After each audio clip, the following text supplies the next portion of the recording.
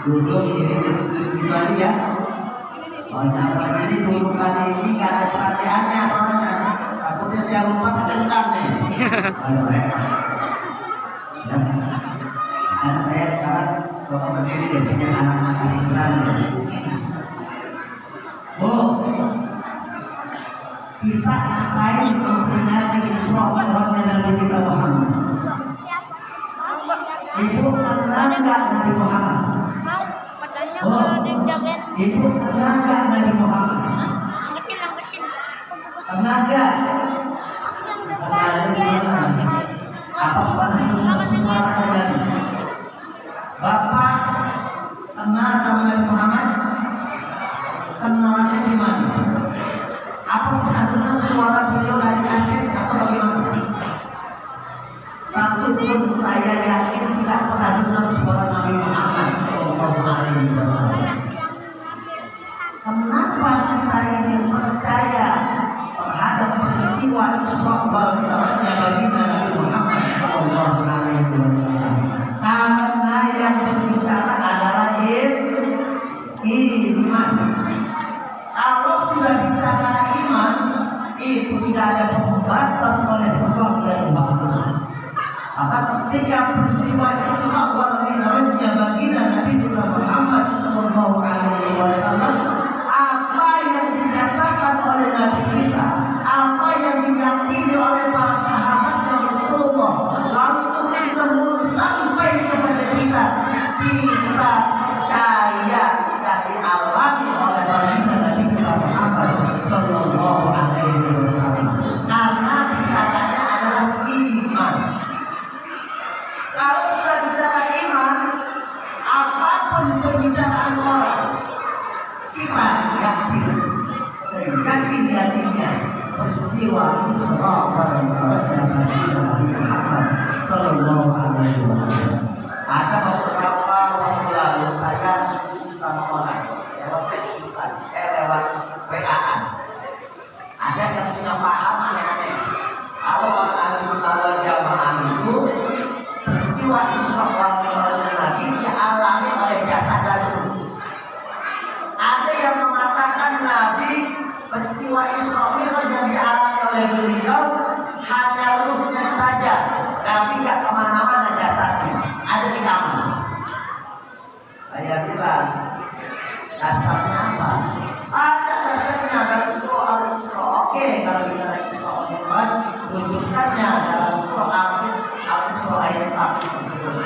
Yang tadi saya baca, yaitu Subhanalladzi asra bi 'abdihi lailan. Subhana ini ayat diawali oleh kalimat subhana.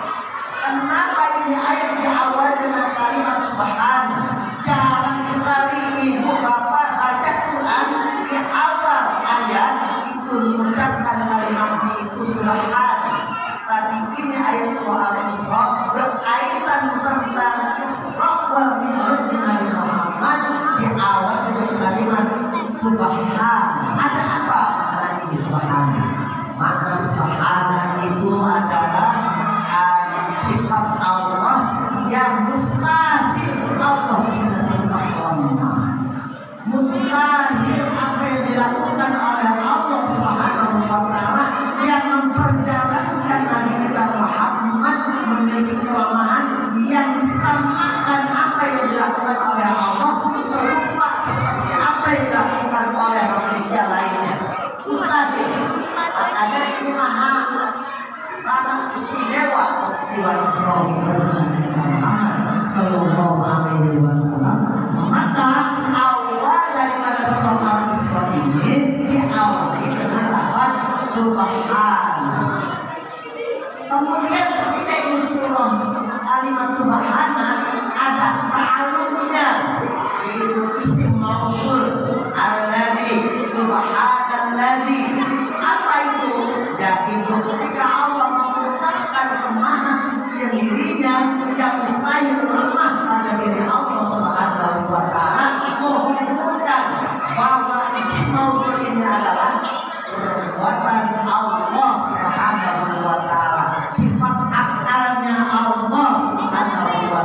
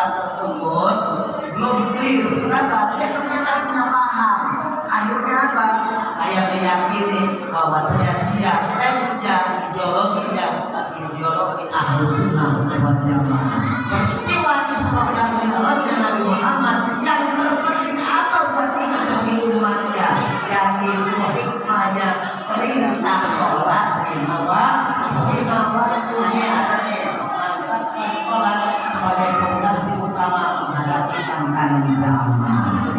Artinya hari ini malam ini saya akan bahas tentang sholat.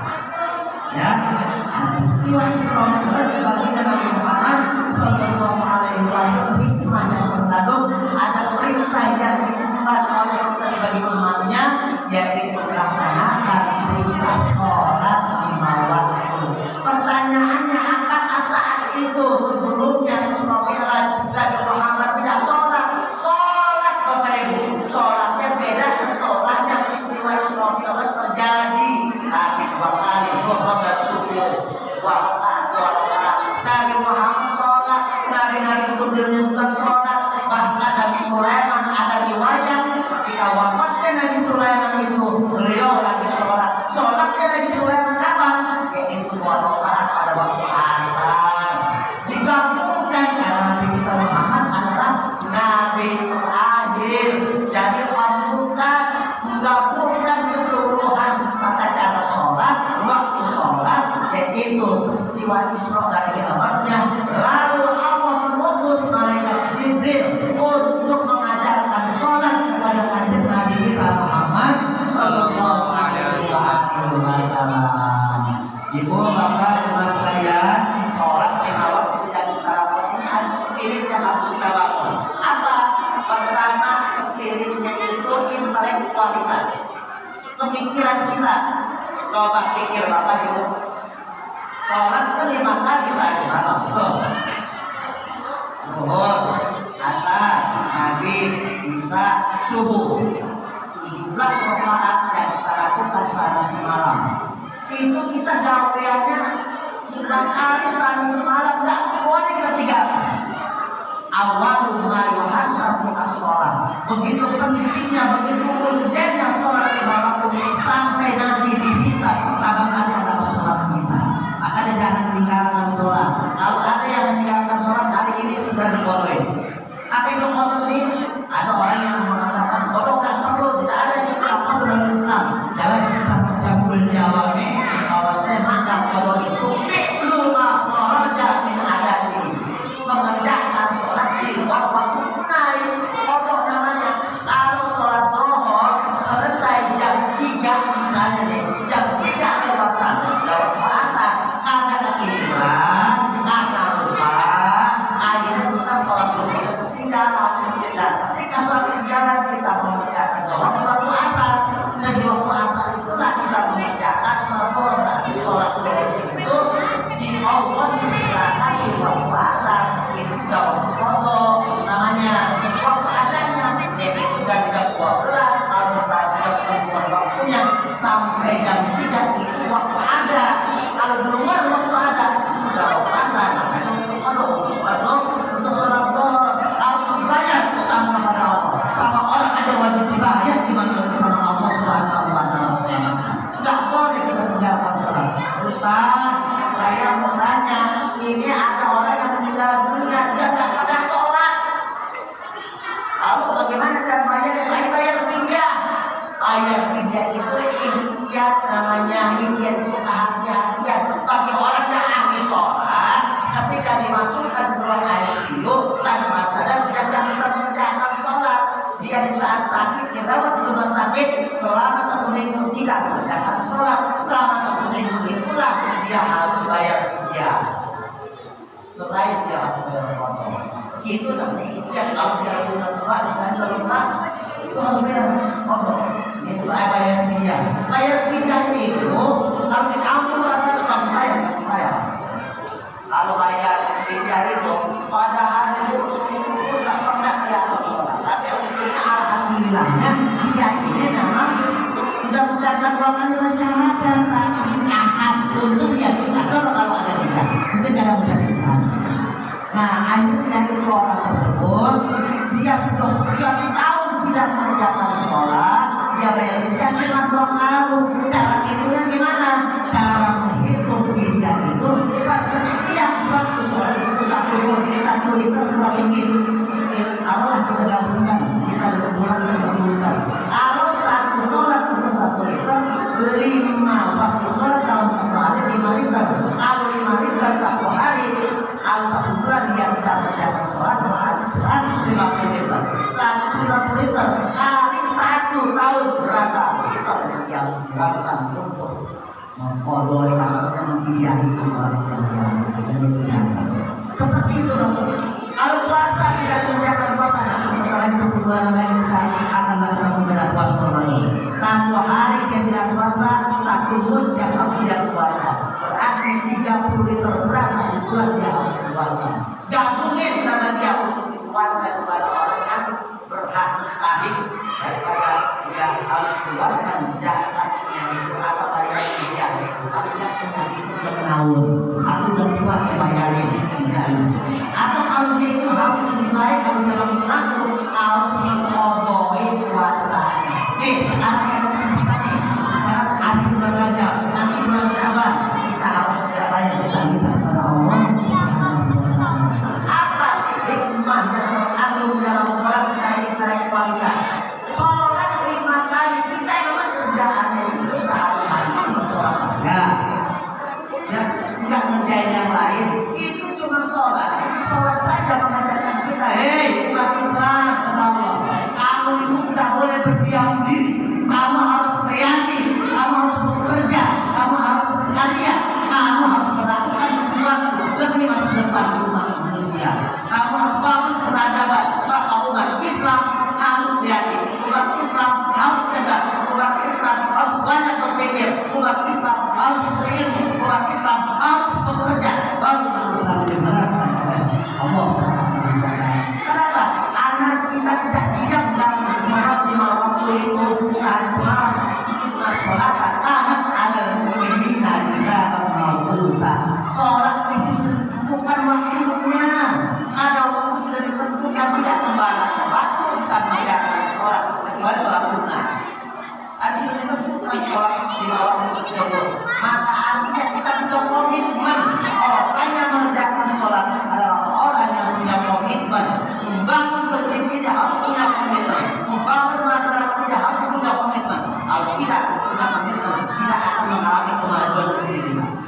Ya, masyarakat tidak akan mengalami kemajuan. Bangun komitmen kita. Bahwasanya kita istiqomah dalam membangun kemajuan ini. Pemikiran kita harus maju ke depan. Pertama, hikmahnya. Yang kedua, kita ini harus melakukan sholat 5 waktu ini untuk gerakan. Sama juga dengan Isra wal Mi'raj, sebagaimana tadi saya sampaikan, peristiwa Isra wal Mi'raj Nabi Muhammad yang dialami oleh beliau berdasarkan dulu. Ketika kita sholat, ini bukan hanya niat ruangan, tapi ada gerakan yang kita lakukan. Kita sholat, takbirnya sini dulu ya, takbirnya. Allah, jangan sini. Allah, nanti boleh pajangan. Allahu Akbar. Begitu takbirnya sini dulu. Allahu Akbar. Kakinya, kakinya jangan terlalu lebar. Makruh, terlalu sempit juga nanti kaki-kaki sempit punyanya.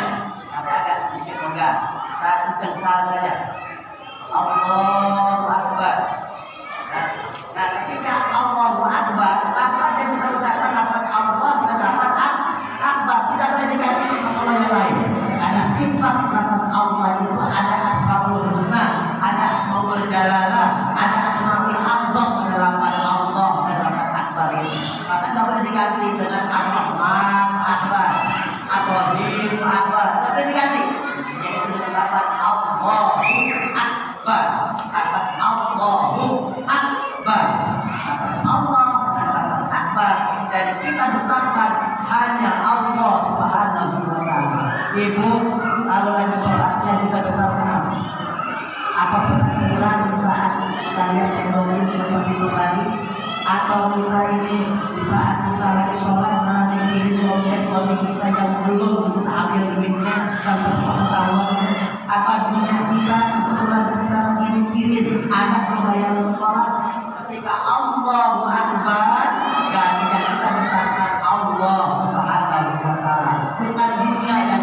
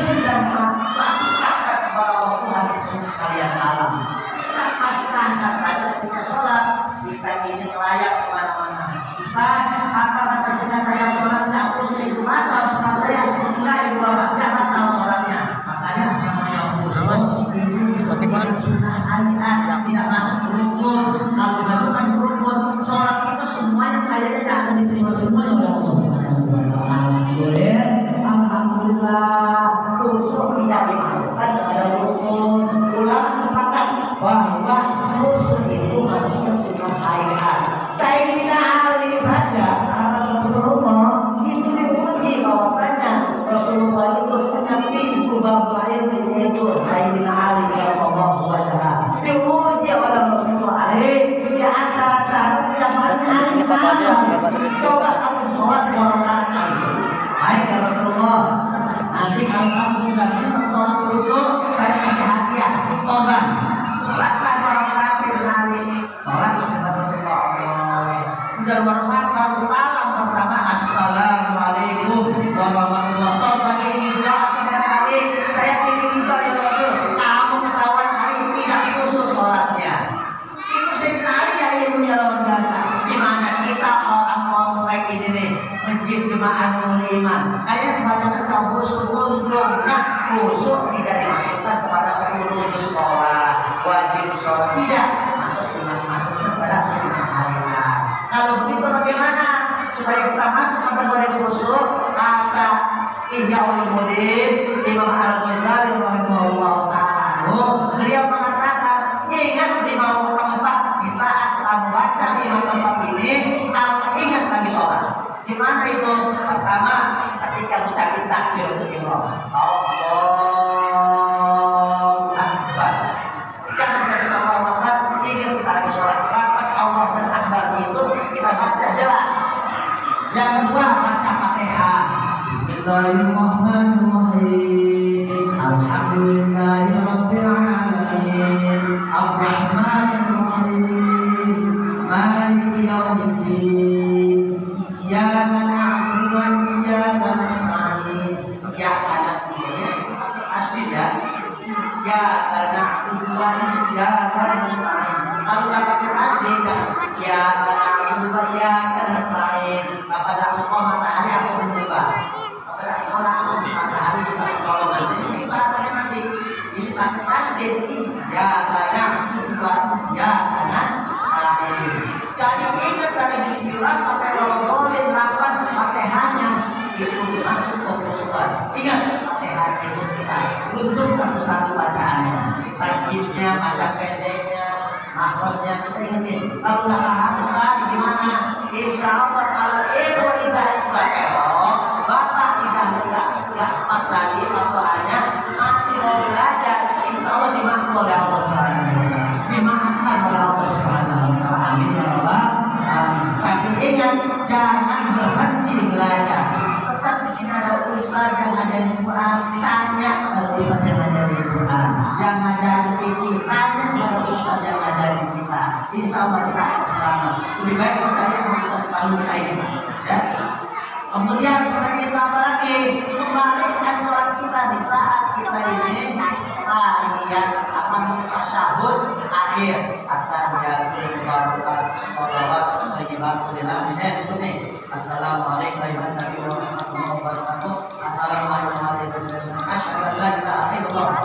Asyhadu an la ilaha illallah. Tujuh. Nah, ketika asyhadu an la ilaha illallah itu asyhadu an la ilaha illallah sampai dengan tahiyyatul baik. Ingat kita lagi sholat.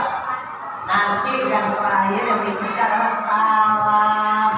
Ucapkan salam. Assalamualaikum warahmatullahi wabarakatuh. Ketika mengucapkan salam, assalamualaikum. Ini ucapkan assalamualaikum. Assalamualaikum warahmatullahi wabarakatuh. Ini dadanya jangan juga. Salam yang pertama itu tetap harus istiqbalu kita. Harus jihad kita. Jangan nekor. Assalamualaikum warahmatullahi wabarakatuh. Assalamualaikum warahmatullahi wabarakatuh. Harus ini ketika salam pertama assalamualaikum warahmatullahi wabarakatuh. Sholatnya nggak sah. Kenapa? Ada kita saat ucapkan salam yang pertama itu masih dalam sholat. Ketika masih dalam sholat, jangan berubah posisi istiqbal kiblatnya. Harus menghadap kiblat. Lalu salam yang berikutnya yang kedua yang apa?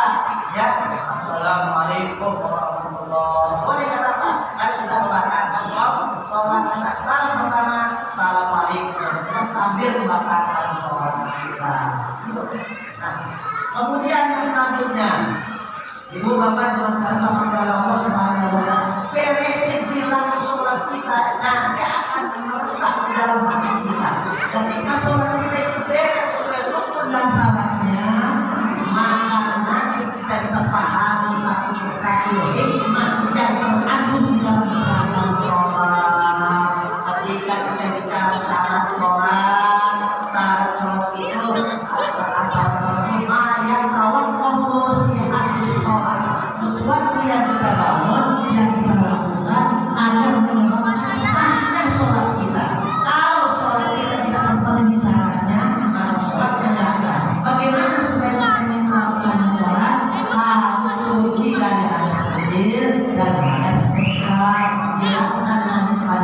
kita dan kadang-kadang ada pakaian pada tempat sholat kita itu syarat sholat. Lalu pakaian yang kita harus tutup aurat kita, tutup aurat kita. Nanti nih ketika kita sholat ini nih Ramadan di sini sholat tarawihnya cukup beneran. Pak, biasanya sholat tarawih di kita ini lama atau cepat? Cepat, tidak masalah. Yang pentingnya adalah Tumaninah jedaknya antara rukun satu rukun berikutnya, rukun berikutnya minimal kita mengucapkan subhanallah. Tapi ini memang salah sunnah. Tapi berkaitan masalah harus tumaninah yang memang betul-betul penting itu adalah sholat yang wajib. Apa yang harus kita bangun yang kita gali dari sholat di waktu tidur bahwasanya yang kita harus kesalahan adalah Allah. Selanjutnya yang ketiga yang kita bangun supaya bagaimana memantapkan sholat kita nih, yaitu harus sholat kita diresapi dengan perasaan kita. Kalau kita tidak punya perasaan, itu orang sudah salah. Begitu, betul. Cuma kita kan melihatnya sesuai dalam logika kita saja. Perasaan kita ini kita tepis, tidak lagi pakai menyatukan antara pikiran kita. Kita lebih bagus mengedepankan perasaan kita. Kita akan bela sama orang yang mendekat sama kita kalau dia berpengusaha. Ada dua orang yang ribut, kita lebih banyak membela orang yang mendekat sama kita. Bukan bagaimana kita mencari kebenaran dari orang yang sedang ribut tersebut. Kan begitu kita. Itu orang muda-mudi yang tidak bisa berlaku adil. Itu orang yang tidak bisa memantapkan sholatnya. Makanya di dalam sholat itu kita akan melihat kita jadi makmum. Allahu Akbar. Imam ini yang yang melakukan bacaan-bacaan ini enak apa tidak, takbir apa tidak, rasanya beda deh. Ketika ini imam bacaannya itu nggak rasanya beda. Kalau kita ikut aja, nggak boleh kita buat rokok lalu buat jemaah sendiri kan jadi fitnah. Darul maqasid muqaddamun ala jalbil masalih. Menghindari kerusakan, menghindari fitnah itu lebih didahulukan dibanding kita sambil hukum. Kita merasa sholat kita ini sesuai dengan qaidah fikihnya, qaidah sesuai dengan kita tajwidnya, itu tajwidnya bacaan Fatihah kita. Imamnya ini tak pasif, akhirnya kita tetap di belakang. Jadi atau kalau enak sama si imam kita buat lagi jemaah sendiri. Tidak boleh begitu. Tetap kita ikuti karena menghindari fitnah lebih utama. Kita akan lagi tokoh dan imam biarkan kita ikuti dia. Ada tanggung jawabnya dia kan? Ya kan? Ini kita kadang-kadang orang mau tidak tahu sesuatu yang kita saksikan banget. Akhirnya apa? Diputuskan kita fitnah kita benar-benar kita menjalankan untuk tidak boleh begitu. Kita harus ikutin. Nanti saatnya dia udur. Nanti kalau orang yang ada di masjid Allah kasih jalan, Allah kasih jalan ilmunya akan naik. Itu bahkan dikatakan kamu Allah Subhanahu wa Ta'ala. Berkaitan tentang masalah sholat kembali lagi, ya perasaan kita harus kita bawa. Coba kita mana saya nggak ada kamu bilang. Kalau ada orang banyak orang, ini kita akan melihat nilainya berbeda. Kalau ada orang yang memang tapi ada dulu karena kita bercanda sama kita yang enak benar kata orang karena kita enak.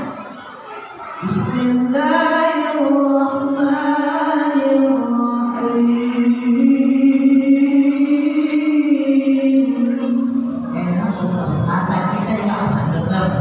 Tapi kalau saya biasa aja, karena perasaan kita beda. Ada orang yang jangan, ada lagi udah sering dengar, karena ada cinta di dalam diri yang pada orang yang menganggap ayat Al-Quran rasanya besar, bahkan dia akan belai karena dia ada kekurangan. Pasti begitu. Begitupun sama ketika kita cinta kepada Nabi Muhammad SAW, apapun yang dipintahkan oleh Rasulullah kita akan ikuti, kita akan benarkan, kita akan laksanakan. Oh ini adalah kita sebagai umatnya Nabi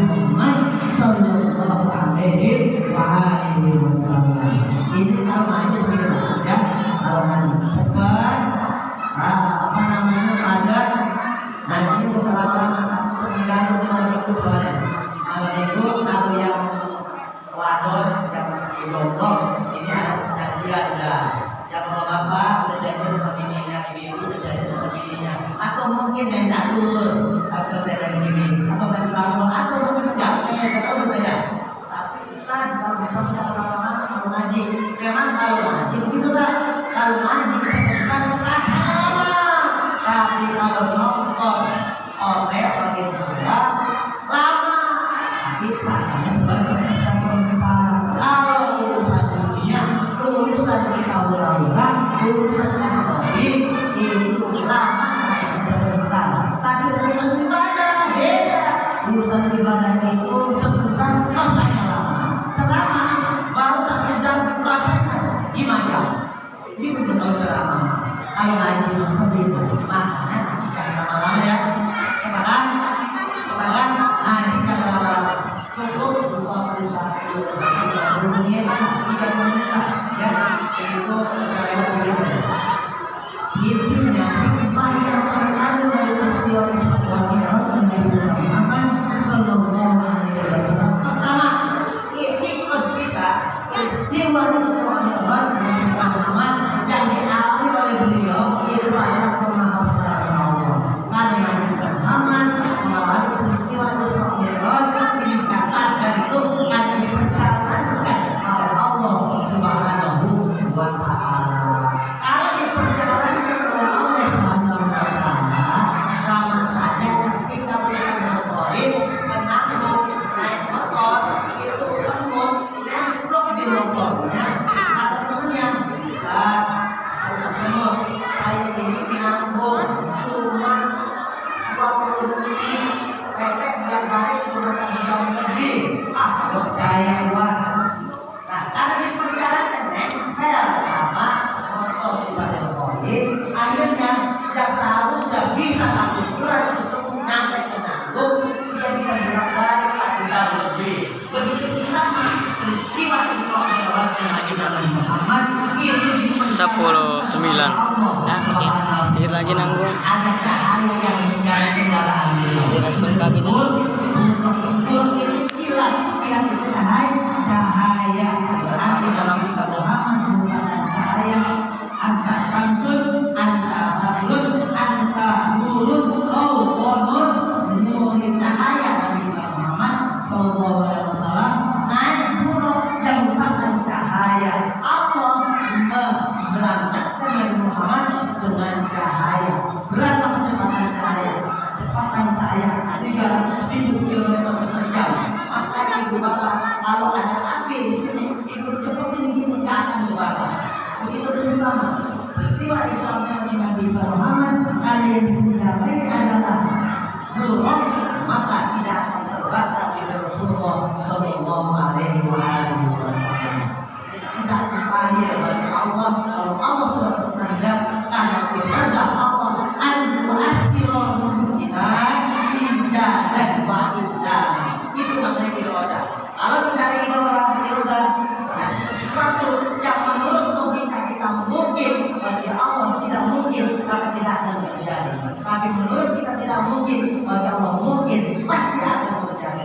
Begitu peristiwa yang luar biasa dari alam oleh Nabi Muhammad itu adalah iroda dari Allah Subhanahu wa Ta'ala al-mu'assirul mumkinat dan wa'idah. Itu aja nanti tidak lama-lama. Mudah-mudahan itu Bapak bisa dipahami, bisa dimengerti. Kalau saat ini apa yang saya sampaikan ada kurang, mohon maaf yang seluas-luasnya. Kalau ada yang kata nanti ada kesempatan lain lagi kita bertemu jumpa, insya Allah Allah berikan panjang umur bersama kita dan pasti Allah akan jumpa kembali kumpul di negeri ini dan kita berikan selalu kesehatan oleh Allah Subhanahu wa Ta'ala. Amin ya Allah.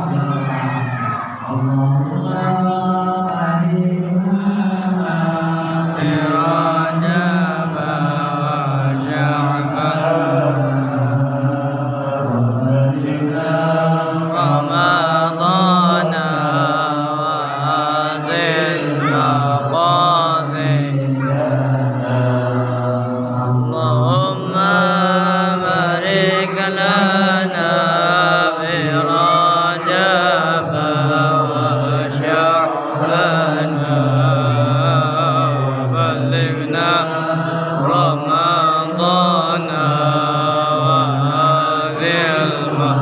wa